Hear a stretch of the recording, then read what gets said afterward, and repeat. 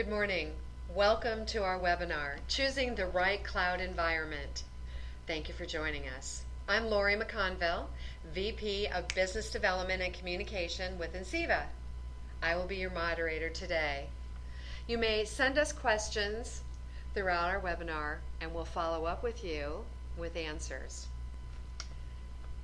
Before we get started, I'd like to tell you a little bit about myself. I'm VP of Business Development and Communications with Enciva, and I've been in the marketing business over 35 years. I've started in radio as a disc jockey, and now my focus is on marketing and lead generation and sales. And so it's important to me that I help Enciva with their marketing efforts, including providing these kind of webinars for you every month. I'd like to introduce our speaker today, Chris Gensicke. Chris is a motivated IT strategist with over 15 years experience. He's most recently spent his time in the cloud architecture and design space, and he has experience with Microsoft Windows and Microsoft applications such as Exchange, SQL, as well as web hosting. Chris, please take a minute and tell us a little bit about yourself for our viewers today. Thank you, Lori. As you mentioned, I've been in the IT industry for quite a few years. My focus right now is cloud. I think cloud allows enterprises and small businesses alike to move forth with their business instead of managing the technology. It also allows all businesses to be on the same playing field in terms of access to technology, whether it be a small business getting access to Fortune 500 equipment or a Fortune 500 company finally being able to diversify and expand their business throughout the world with the use of cloud.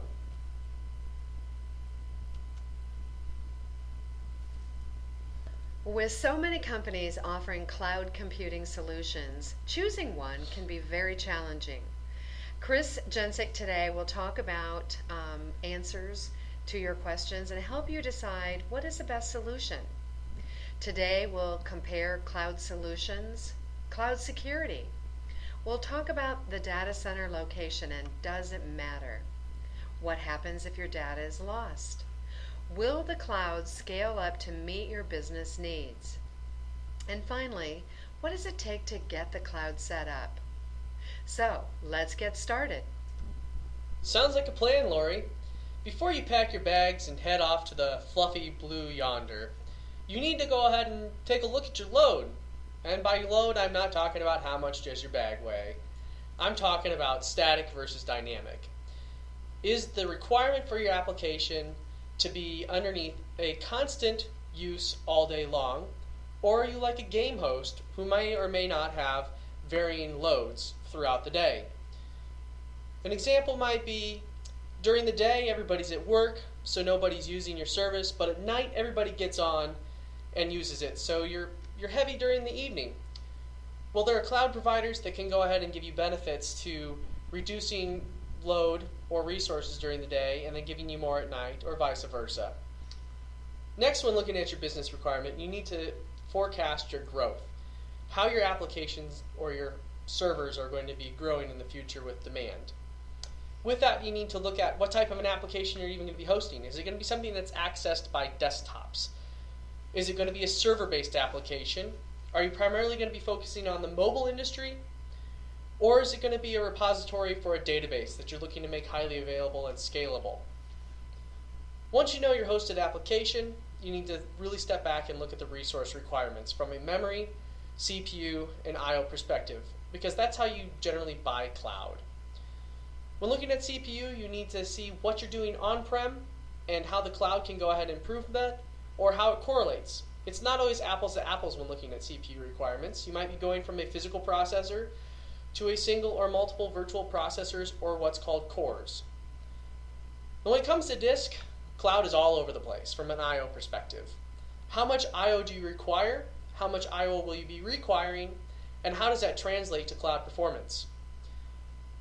One cloud provider may or may not be giving you a set I/O that you can only have, say, 1,000 I/Os. If you need more than 1,000 I/Os, you're going to have to buy multiple cloud disks and span them together. It's familiar if you've worked with Azure or Amazon. Here at Insiva, we've gone ahead and said, we don't need a customer to be worrying about 1,000 IOs per disk. We go ahead and meet the demands of the customer and provide them up to 40,000 IOs a disk, if that's where their business needs sit. So once you kind of look at your requirements, the next thing we need to do is figure out how to procure that. What are the models that are available? Well, there's three main ways that cloud is generally sold. First one being software as a service, then platform as a service, and finally infrastructure as a service. And inside of those delivery models are basically four types inside of those. We call those deployment models, and those being private cloud, community cloud, public, and finally hybrid cloud. So our next slide here, we'll go ahead and discuss kind of the applications that might fit into those categories. So first, let's look at the top, software as a service. That's essentially where you pay from a vendor for an application to be presented to you. One of the ones that everybody's familiar with nowadays is Office 365. So there with Microsoft, you're paying for Exchange and Outlook and Excel and Word, and they all come bundled to you, the consumer, on a monthly or yearly basis. It requires no effort, no servers, no technology from you, for the most part, to go ahead and access and utilize that software, that service. Second one is platform as a service. We really like to think of that one as a hosting type platform to a degree, or an application API platform.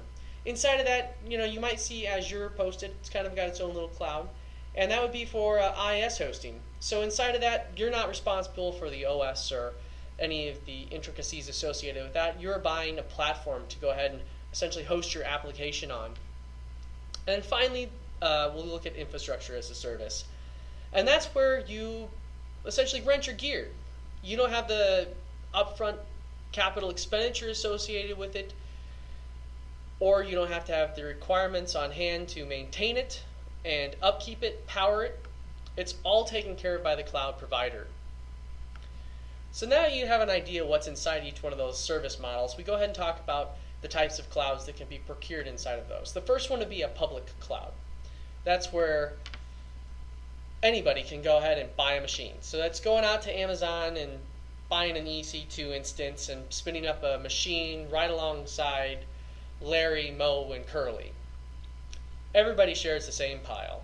The next one is a private cloud. That's where you go and say forth, I have a requirement for 40 CPUs with 256 gigs RAM and 2 terabytes of space, but I want all of these resources isolated and essentially given to me on reserve all of the time. A hybrid cloud might be a connection between a public and a private cloud, or an on-premise to a private cloud, or an on-premise to a public cloud. Here in Insiva, we do that a lot of the times, working with small business offices that need the use of a private cloud at our data center with a hybrid interconnect to go ahead and facilitate migrating to the cloud. And then finally, we've got a community cloud model. A community cloud model is developed over a period of time with like type needs. An example of that might be a community or even statewide fire or police department need. So if you've got a couple communities of police departments that all have a requirement or would like to go to cloud and they all have similar requirements, they can get together and say, we're going to be doing this together and here's where we're going to host our stuff, and let's tailor our cloud environment or our service to go ahead and meet the needs of that police department. Well, with that, we talk about police, we talk about security. How secure is the cloud? Well, there's the traditional approach of thinking about cloud. At the end of the day, cloud is just somebody else's servers sitting somewhere else that you don't have to deal with, that are secure. Hopefully, make sure you're always checking the security with a cloud provider. How are they doing it? What are they using? One way to do it is a very traditional approach, and that's using ASICs perimeter-driven firewalls, hardware load balancers, hardware DDoS appliances. And you go all the way to larger cloud providers that are using software-defined storage, software-defined networking. And when it comes to protecting your cloud machine or your cloud environment, you've got nothing more than a software firewall that's in place. So there's different approaches to cloud security from a networking perimeter defense perspective. But one of the best things about cloud is you get the benefit of economies of scale for protection. And when I talk about that, I mean you get usually some sort of DDoS protection because the cloud provider has many large pipes. They've got multiple providers. Or you might get access to hardware that your business could no more afford than, say, a new Ferrari for the CEO to drive around. You might get that Cisco Nexus switch stack in front of your stuff that you always wanted but could never afford. And when it comes to being a Fortune 500 company, you might be able to finally disperse yourself through multiple data centers. Go ahead and take that new load for that new product that you're launching. And finally, one of the best benefits of security in the cloud is that a cloud provider generally sees a lot of different events and attacks or potential breaches occurring, and it allows the cloud provider to go ahead and take action with that because we've got more data points, and allows us to notify the customers of potential fixes or security patches way quicker than they could on their own. So when it comes to those models and how the security is wrapped into it, you have to step back and look at the different types of methods that we talked about. The self-hosted, or the closet in the back that's got your servers in it. You, the business owner or the IT professional, are responsible for absolutely every single component of that system, from the outlet in the wall all the way up to the individual data and applications that are running on it. Once you go up to infrastructure as a service, the cloud provider goes ahead and takes over 95% of the hardware work for you, so that you don't have to worry about that upcoming maintenance renewal. You don't have to worry about, do I have battery power in my ups, or is my generator going to keep running, because it's handled professionally someplace else in a highly available, highly secure data center facility. The only thing that you have to take care of is the application and your OS patching. Then as we move up platform as a service and then finally software as a service, you see that the responsibility for the business owner and business drastically diminishes to the point where you don't have to worry about it, which means you can spend more time focusing developing your business than taking care of the IT overload. Once you figure out what type of deployment model you want to go with, you have to think about, well, that's great, but why does it matter where my cloud is located? Well, it matters from a couple of perspectives. The first one is you need to make sure that where your cloud is just as secure as you'd want it to be if it was your own data center. So you want to make sure that you're in a safe zone. And what I mean by safe zone is that data center located on a coast? Is it located where a flood or a tsunami could hit it? Is it safe from natural disasters? Is it safe from terrorism? And is power highly available? And with that comes economics. Is it economical for that cloud provider to be providing you a service that can be met or matched with other people? And with that comes the cost of power in the area. Can the cloud provider find labor that's economical? And finally, a lot of the things that matter is temperature. It costs to cool servers still. It costs to cool the cloud. I know everybody's thinking, well, why do you have to cool the cloud? It's up in the sky. No. They're servers someplace. So those things matter. And if you look at this map here, you'll see that Insiva's data center happens to be located right in the middle of the U.S. We're away from the coast. We're away from natural disasters. We've got reliable power, and our labor is phenomenal here in the Midwest. Many large companies, I'm sure many of you are familiar with Facebook, Google, and Microsoft, have recently opened and are still building their brand new data centers right here in Iowa. So ask them if the location matters. One more thing that you need to look at in terms of the location of the data center is, are you getting any type of geographic redundancy with moving to the cloud? That's one benefit. Say you've got an office in Chicago and you put your data in the cloud that's in Massachusetts. Well, you've instantly gotten geographical business continuity by moving your data someplace else. Some people have to go ahead and follow regulatory procedures and policies. Where does your data have to sit at rest? There might be some financial institutions, security institutions, or companies that have got requirements that say your data has to sit in Iowa, or it has to sit in Colorado. It has to sit in the U.S. Or a business might say that we've got global requirements. It says that we have to have a copy of our data on multiple different countries. And then there was a story that was just brought to our attention that says, well, that's great, but one cloud provider happened to have a data center in China. And there was a potential that that cloud provider could have gone ahead and transferred their data to China. And their stockholders wanted nothing to do with that. So they had to be careful that they chose a cloud provider that didn't have a facility in China. So their data always stayed in a country of neutral origin that wouldn't potentially try to hack or breach that data. And then probably one of the most important things is, where's the data center located in reference to the user base or to the business or the organization? Some businesses, such as Wall Street traders, need very low latency. So you want to make sure that your data center facility or your cloud would be in the vicinity of Wall Street. Same thing with games. I'm sure EA Games has data centers throughout the US to go ahead and reduce the latency for that gamer so they can frag faster.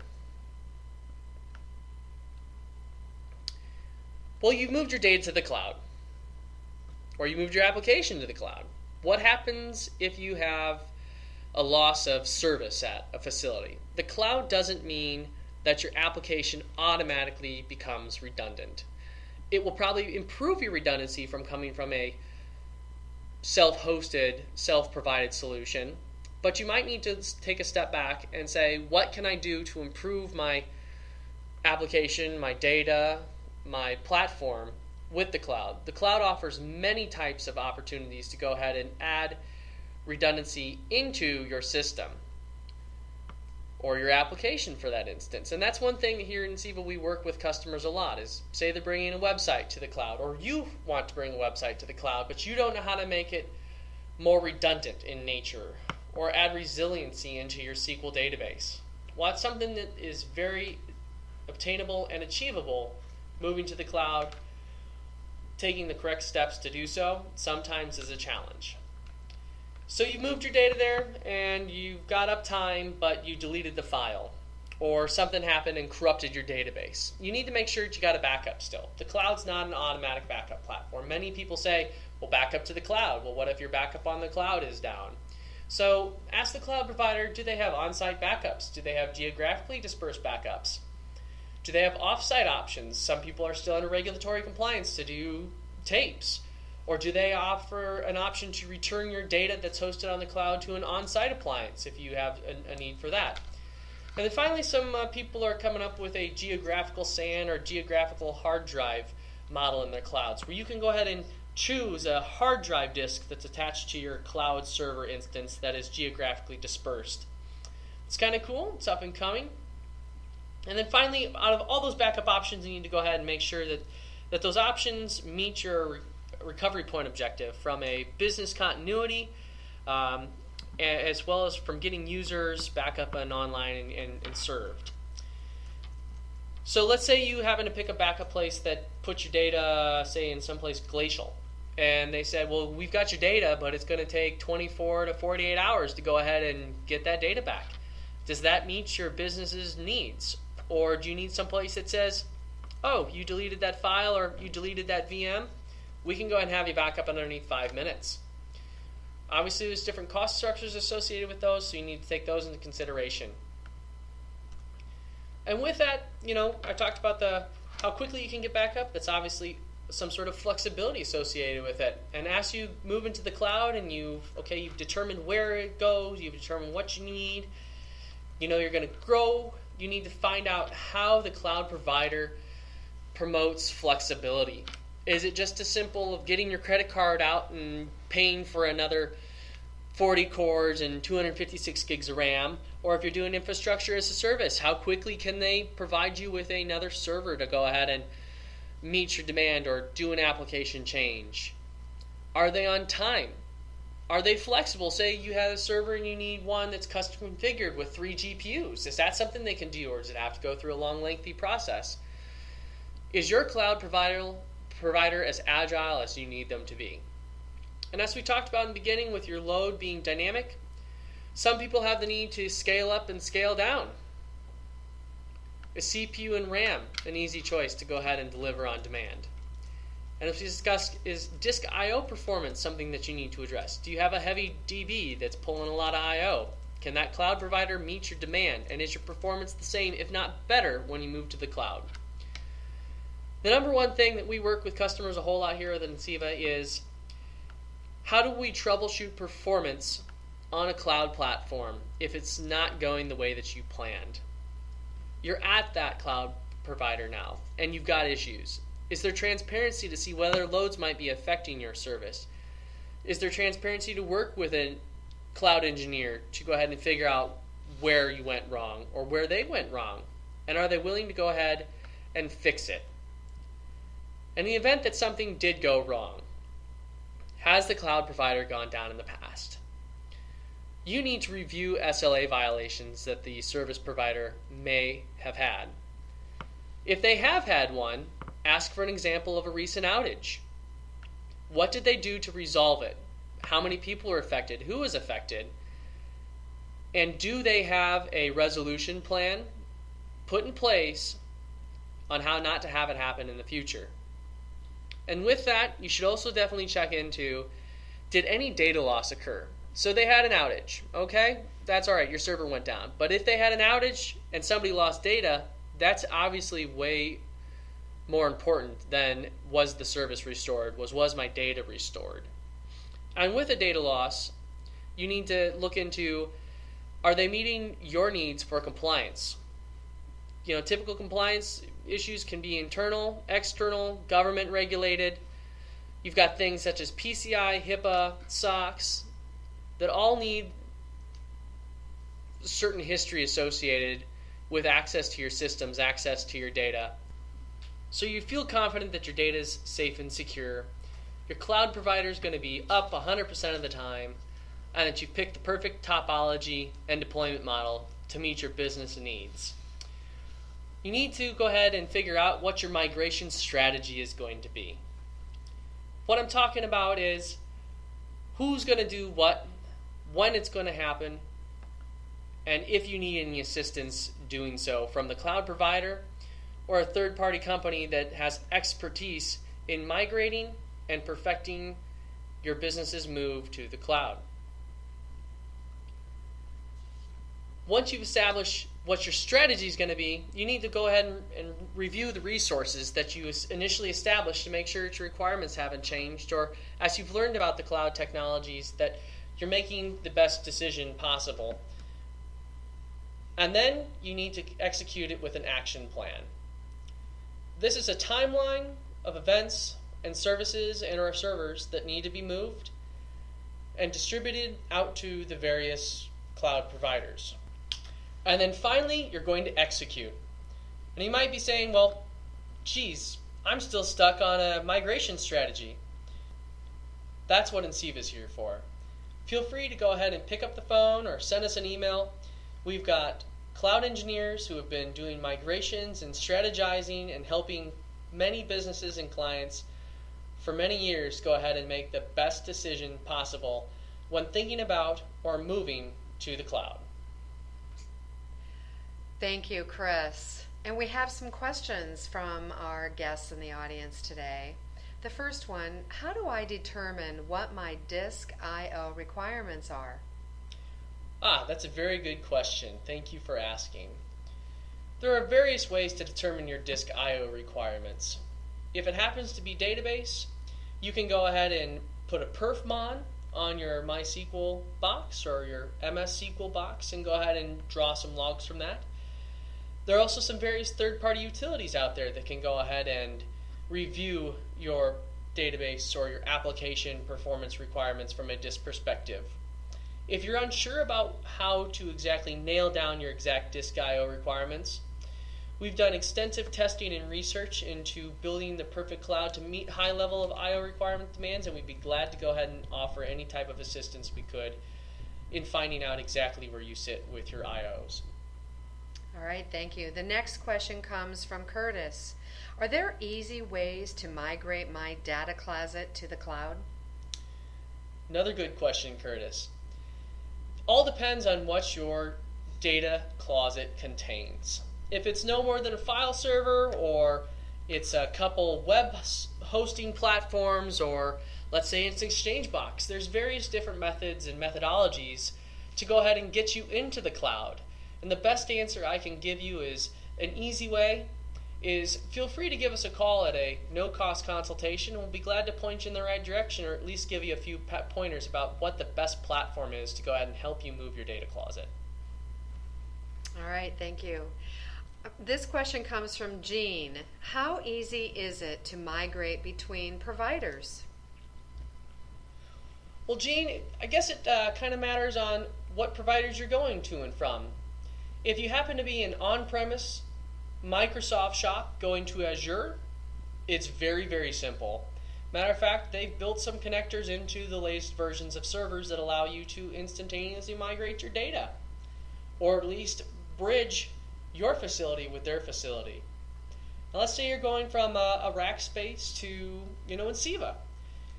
That's about as easy as it gets, because we'll be glad to help you walk through every single step that it takes to go ahead and move your virtual servers or your data from one facility to another. All right, the next question comes from Ron. How do I access my data securely? Well, Ron, that's one thing that you have to take into consideration when you work with a cloud provider. You need to make sure that the way that you're accessing your cloud is being presented to you in a secure fashion. And most cloud providers have access through a remote console or a remote desktop connection or similar type technology. And you need to make sure that that is wrapped with security, whether it be through an SFTP connection, if you're just doing data access, or through an SSL VPN, or through a secure portal, such as hosted here in Enceva. We've got Azure Webpack, and that's a secure encrypted page that you can go ahead and secure encrypted access to your individual servers. All right, our next question comes from Billy. What are the learning curves associated with infrastructure as a service? Well, Billy, I'm glad you brought that up. Infrastructure as a service can sometimes be a bit confusing with people, but I'm here to tell you that infrastructure as a service is no different than the way you manage your current environment, except for you don't have to have the personnel or the knowledge base on hand to go ahead and handle the hardware aspects of your setup. So the only responsibility that you have is maintaining your OS, your application, your data inside your infrastructure as a service cloud. So it actually comes off no different than a public or private cloud, except for the hardware is dedicated to you. So the learning curve, very, very small. Thank you, Chris. You've done a great job today. And I want to remind our viewers that you are available at any time should anyone have a question about the big blue fluffy cloud. You're quite the expert, and you are available, and you have done a great job with our existing cloud customers as well. I wanted to remind everyone at this time that we do have regular webinar series. Information is posted on our website. We also have this recorded, so you're able to come back and listen if you want to, or view this and share this with your team. Our next two webinars are coming up. We actually have one on September 16th. It's hybrid environments. How do you mix on-premise data centers with cloud, co-location, and infrastructure as a service? And then our next one in September is on the 29th at 9 a.m. It's public versus private cloud. What's the difference? Again, September 16th at 9 a.m., hybrid environments. How do you mix on-premise data centers with cloud, co-location, and infrastructure as a service? And the next one is September 29th at 9 a.m., public versus private cloud. What's the difference? Thank you for joining us, and we'll see you again soon.